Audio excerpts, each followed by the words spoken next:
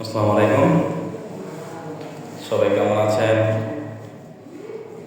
আজ 12 জানুয়ারি, রোজ রবিবার। আসলে আমাদের দিনটি প্রতিদিনই আমরা সৃষ্টিকর্তার নামে শুরু করি, যাতে পুরো দিনটা আমাদের ভালো যায়। আমাদের লক্ষ্যই থাকে দিনটি সুন্দরভাবে উদযাপন করা, ভালো কাটা, ভালো কাজের মাধ্যমে, ভালো কিছু শোনার মাধ্যমে, ভালো কিছু দেওয়ার মাধ্যমে।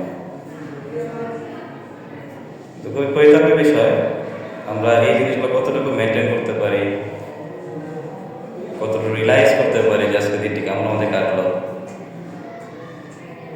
এই ভাবনাটা আমাদের দরকার। দিন শেষে যাতে আমরা আমাদের নিজেদের প্রতি প্রশ্ন করতে পারি, আজ আমি এই কয়টি ভালো কাজ দিয়ে দিনটি সম্পন্ন করেছি,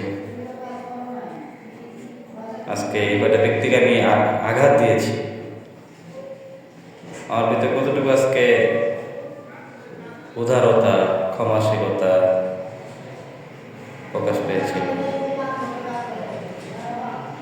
আসলে আমি মনে করি জিনিসগুলো আমাদেরকে একটু ভাবায়।